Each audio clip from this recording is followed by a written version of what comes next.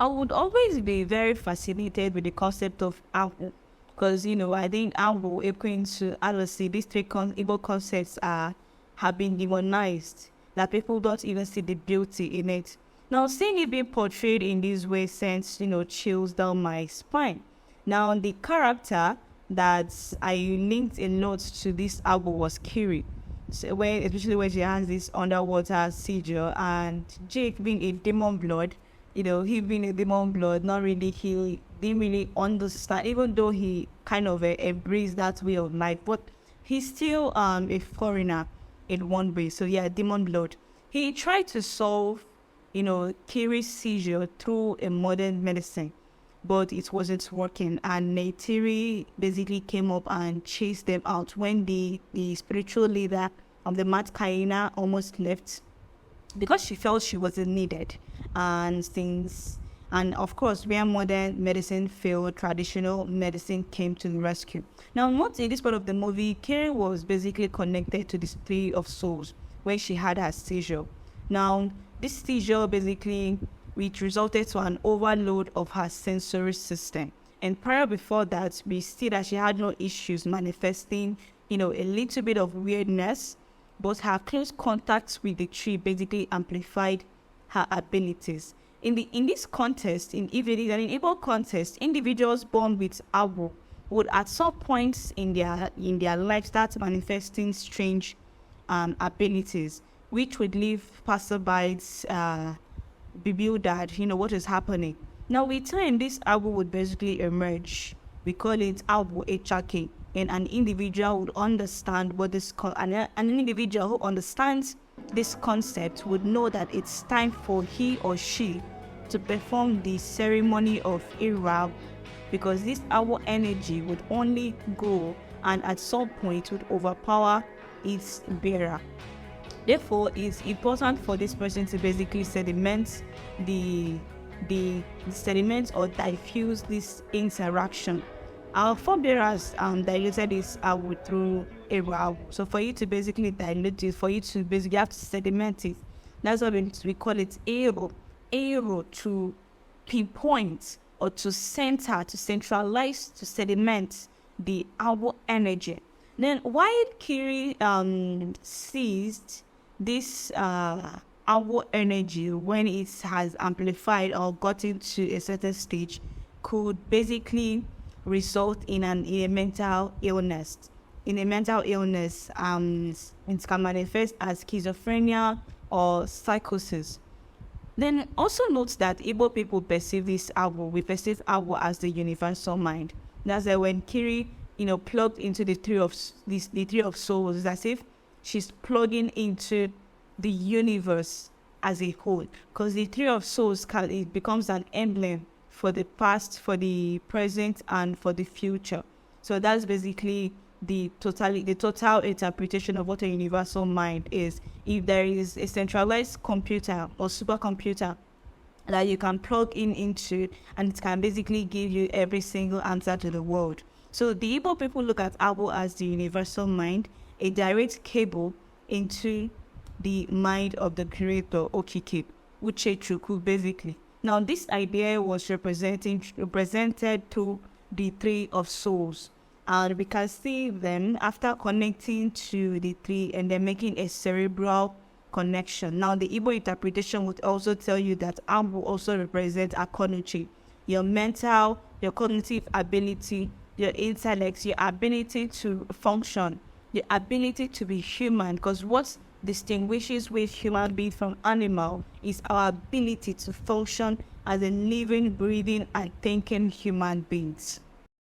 So when we talked about Afa, how did this movie represent Afa? When Jake and Neytiri plugged into the Three of Souls and had visions of Nethea, now the distinct thing as they're plugging into the universal collective consciousness, which is true. Like I said before, Awu is the universal mind. Now we communicate or draw out information from Awu through Afa. Now the Afa system is a system of strengths. Now these systems are something like a Itmikbala, a Torokba, a Ta, Okwe. These are like Alpha system. Now, ancient Igbo Dibias knew the science of the universal field, and they acknowledged Alpha as a system of cosmological knowledge. Now, when we see them assessing their visions of Nityan through a tree, we also assess our ancestors through Alpha. The Alpha now reveals to us the past, the present, and possibly the future. That's why a person could be having an existential crisis and go through Alpha, and Alpha would reveal that the problem is coming because it's as a result of this person's previous life, how the person lived his or her life in her previous reincarnation or incarnation. Now, from understanding what happened in the past, the person can basically address his presence and look forward to the future.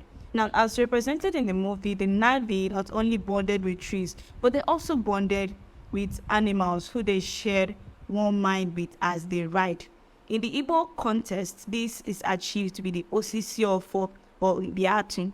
Now, I said an animal for a reason, because in Piatu, here becomes, the horn of the actual animal. They basically use it, and when the Dibia hands it over, it's kind of performs some sort of a psychic connection. Now, at the earliest point of Alpha, the Dibia uses these instruments to form a psychic connection, thereby creating a neural link with his clients. Okay, this is really, really amazing. So I didn't even know how amazing this thing was, and I'm just, making this explanation video, and it's flowing, and I'm like, okay. So this next part is something that is really, really shapeful, and it's something that I hope that in this current modern time, I never have to experience or read about it anyway. So it's the destruction of the country. Now, in the first movie, this happened in the first movie though. This particular scene drove a lot of people to tears, and it is because despite the movie being a fiction, it is the reality of most natives, especially in Africa. Know that beneath the home tree is a large deposit of obtainium. Now, the home tree, the first season, in the first video, was basically the home of the Navi clan. Now, beneath it was a large deposit of obtainium. That was why they were looking for that country. Now, I think they were wise at first to never allow them to come close to the home tree, because they knew what they were looking for. So at first they wanted to move the residents, but this was their home, and since they couldn't leave because this is their home, the Sky people resorted to violence. Now, the early missionaries didn't come to Africa with the hopes of converting the black man. They simply came to spread dominance through religion. Now, if they had hoped to give the black man purpose through religion, they would have noticed that the black man already had an idea of God and what God was.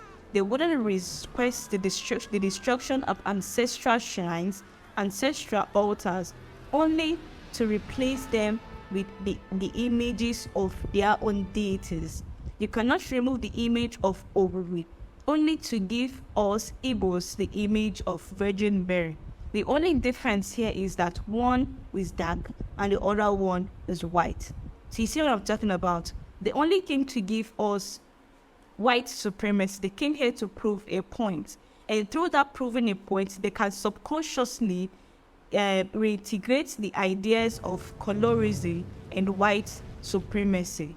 Now, in the process of destroying these shrines, they also made away with these effigies and displayed them in their museums, and also sold some of them to pirate collectors and turned over huge profits. Now, some of us that own all these things are basically at loss. You did not make use of the essence within that effigy to basically work for you, and you didn't even get it for the monetary equivalent of it. It's just people out there benefiting from something your four ancestors basically instituted. Now, aside from this, the Western mining companies are in search of cobalt or uranium for their nuclear or green energy, which would continue until they literally strip Africa bare. And some say the third war or the Cold War would be fought over this mining rights. So this place, I think my idea here came from this BRICS alliance, and the things that are happening in Sudan currently, fighting Cold War because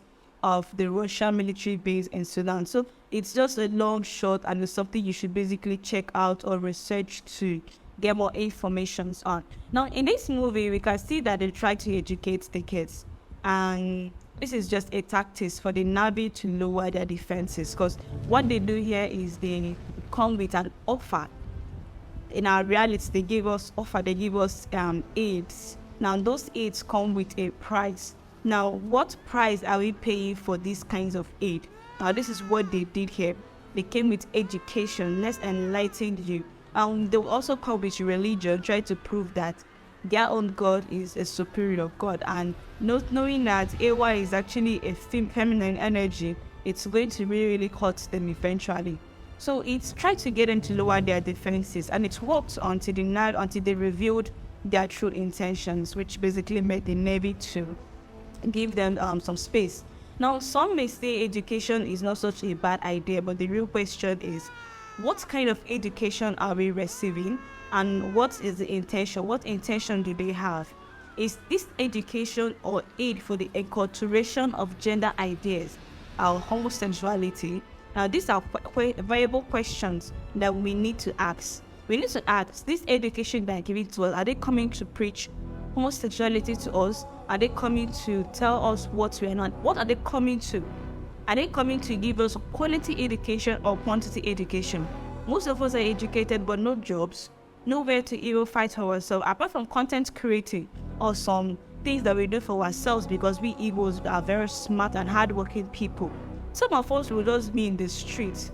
So most of our women will be in the streets, hawking their bodies. The men will be in the homes, wreaking havoc on their own family and also on themselves.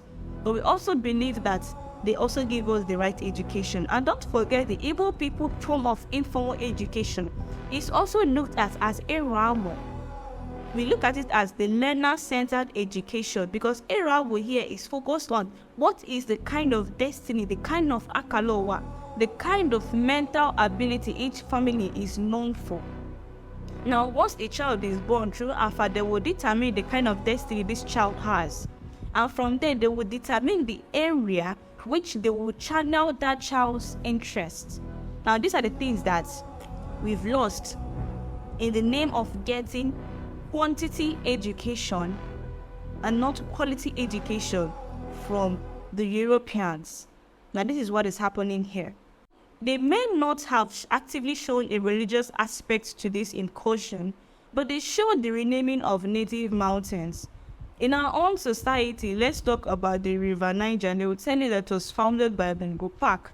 But the natives there actually have a name for that river that was renamed, and say that it was found by a white man who never grew up around that shore or that region.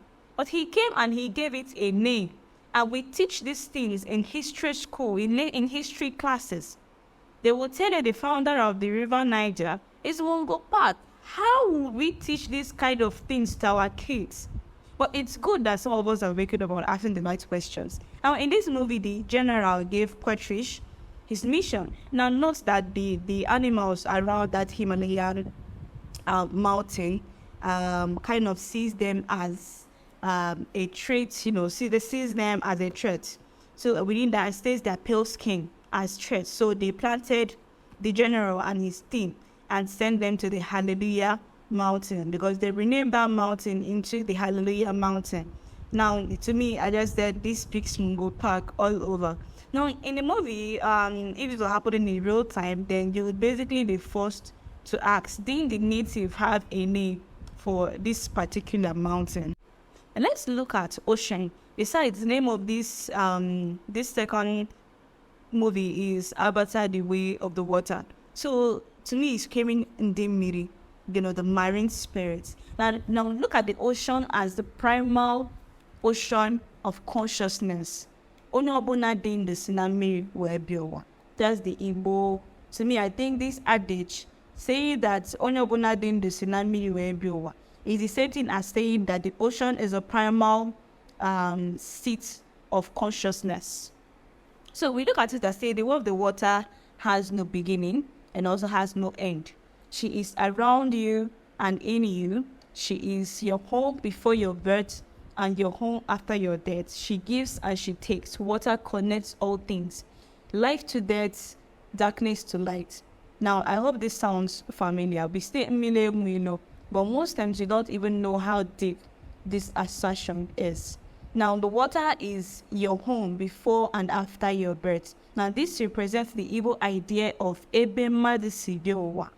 This belief is steeped in the Igbo ideology that even after death, we look at it as not being finite. Rather, this individual has gone back to his or her original home, Ebo Si Wee Bịa Ụwa. Aside from this phenomenon, the Mount Kaina have different features from the Nabi, which help them to adapt to their natural environment. Now, wherever you're living, that's why when people try to measure decency by how a woman is dressed, it's wrong. Because in our natural environment, it doesn't give room for us to be wearing so much guarded clothing. Now, we look at how, the Igbo women, the kind of things they wore, the Igbo men, the kind of attire, the kind of clothes they wore, it wasn't all that covered up. But still, the men maintained some level of decency. But it is correct that with all our awareness of, closure, wearing tight and bulky clothes, still, the figure or the rape statistics is still very much higher than it was back in the day, where women were basically scantily dressed and the men still had self-control. Now, I'm not trying to justify it morally, but I'm just trying to make a point. So when we look at this, you say, even Mmadụ Si Wee Bịa Ụwa, the Igbo perception or ideology believes that we all reincarnated from the water. Miribu, Ebe Mmadụ Si Wee Bịa Ụwa, Ebe Si Wee Bịa Ụwa. That's why we have things like Mirichi, Mirowa, Miri Si Bịa Ụwa. Now, when you die, it's expected you go back to that primal ocean of consciousness. That's the Igbo logic here. So I don't know if you know this, but nature provides every consciousness with a means of survival, and usually it's tailored to your immediate environment. And everything with your immediate environment, which also includes your spiritual beliefs, because these things are all interconnected. One cannot exist without the other one. Therefore, our first model for learning is nature before any other thing. That's why we have this proverb that says that when a blacksmith who doesn't know how to knit an organic, he or she should basically look at the tail of a kite. And I don't know if you saw this Maori haka, and I don't know if you know what it symbolizes. So if you know what it symbolizes, just basically drop the meaning in the comment section. Now let's go to the song beats and for Igbo. So I wouldn't say this was hugely portrayed, but my focus is basically on the song beats for the ancestors. Each beat represents a story for the ancestors. In our society, we never had history lessons. We only share stories of our ancestors in form of folklores and moonlight tales. We also pass down the names of our ancestors through Igbo, where we say Chukwu Manjo, Nwa Wakanwa, Biamanzu, Ezoguini, Nwa Ijofeyi, Biamanzu, Umenwa, Nwa Okafo, Biamanzu, Ikenga Nwabulu, Biamanzu. When we call them to come and our ancestors to come and join us in the sphere of peace and love and light, this is what the song beat represents. This is what Igbo means. We are transmitting, we are socializing the stories of our ancestors, the memories, every single thing about them. We are keeping them in our hearts, and we are carrying them in our space when we perform this rite. And this process could be recited until you get to the progenitor of a lineage, and it's a powerful means of socialization. Now, unfortunately, 90% of Igbo indigenes, including probably me, cannot confidently call on the names of my ancestors or our ancestors or people that be considered as indigenous, our ancestors that are living within the ancestral courtyard Obi. But we've so successfully groomed our Catholic kids to recite the liturgy of saints, which has over 50 saintly names, but we do not know the names of our grandparents from our third generation. This is very sad. I don't know. Most of us, okay, but the Igofo process, if you meet an elder that understands this process, you will see this elder would basically, see or call on his ancestors down to even the progenitor of his lineage. But currently, most of us cannot even call the names of our grandparents, aside our mother, our father. We don't even know their fathers, the names of their parents. And if we continue like this, our children will not also know us. They will not also know our names. They won't even know the kind of life we lived, how we struggled, how we tried to basically give them the life that they basically have. And it's not because they are ungrateful, but because we never socialized or taught them to basically call on us when they are in need, or try to align themselves or acknowledge us, even if they do not want to, give us cola or offer something to us, but at least carry us in your hearts. And this was represented through the song beats. When you're watching it in the movie and it's being portrayed by the foreigners, it's something beautiful to see. But this is something that is within our culture. So yeah, the song beat was a nice touch and a lesson. Like, you are a combination of these ancestors. Their trauma is your trauma. Their experiences are your experiences. Now, you're healing, because I believe that if trauma can be inherited, then healing can also be inherited through them. Now, death and funeral, this is the saddest part of this movie for me. And I think it's one of the reasons why it took me a lot of time to basically, watch this movie. After seeing Neytiri's reaction and the pain in her heart on TikTok after Neteyam died. Well, thanks guys. They literally spoiled the movie, but I knew at the end of the day I'm going to watch the movie. So, well, just like Jake said, all energy is borrowed and nothing lasts forever. Recently, I lost an uncle, and I was talking with the son, and the son was, well, he believes that all energy is borrowed, and at the end of the day, you're going to give it back. He only gave it back. He's not lost. His essence is not lost. And I think that gave me some kind of hope, because I was already down, thinking of who to talk to. And when we were communicating, when he made this assertion, it's something I believe already, but grief was already so much in my heart to actually think as at that point. But like he said, all energy is borrowed and nothing lasts forever. We're a combination of energy and matter, and we're in constant interaction with energies that we cannot see. That is why the Kundalini awakening, or the awakening of the third eye, the third chakra, is even possible. But with all these finite things, we must return this energy in order to renew it. The Igbo people believe that for you to renew it, we renew it through the process of Ilowa. That's reincarnation. Now, Ewa holds her children in her heart. We also give back this energy through the funeral, through the burial system, which also includes the burial rites that we give to the deceased, depending on their gender and the kind of accomplishments that they have in this life. Now, for this energy to be renewed, an individual must be committed into Ajani.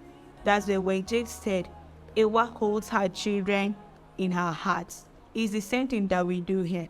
We are handing over the mortal flesh down to Ajani. We're handing it over. So by giving her back what she has given, for you to process or go through reincarnation, you have to be buried. Now, once we've committed a person to Ajani, she sheds the flesh and sets the consciousness Aka free in order to begin a fresh cycle of reincarnation. This is beautiful. So we need to understand that this movie, Avatar: Way of the Water, it highlighted the extent of human ignorance and greed. Our constant worship of technology, technocracy, and the dangers of westernization. The Navy showed that we do not need to upload to artificial neural links or destroy our natural environment or spiritual system in order to be perceived as advanced. Advancement should be built on an existing spiritual structure of the people and their own understanding of their environment. So that way, they can retain what they have without losing it at the altar of capitalism. Know that our environment is an infinite motion of consciousness. She throws back what we give to her. Nature throws back whatever we give to her. If we give her goodness, she throws back goodness to us. If we decide to use up our natural resources, then nature is going to turn her back on us. She's going to throw all she has. Like when we talk about natural resources, to me, sometimes I perceive it as nature basically fighting back, trying to basically cut down on some excesses. Because if our society is left to evolve on its own without some of these checkmates, then eventually we're going to be overpopulated. I will not be able to basically distribute the natural resources equitably, and it's going to lead to a much greater disaster. But these are just mere speculations from me. I'm just going to end this here, and if you saw any other thing that I did not basically touch, any other spiritual parallel that you saw in the movie that I did not basically attend to or address in this video, I think you should basically drop a comment for me. Let me go through it, and if it's something I can explain, I would make a second part of this video explaining it. But for now, you can actually do me a favor and follow me up on my socials, subscribe, comment, and give me a thumbs up if you like this kind of video. And if you got enough value and you want to get more values on Igbo spirituality, then I think this is the right channel for you. Follow me up and let's keep this train running. And until next time, Yagaste.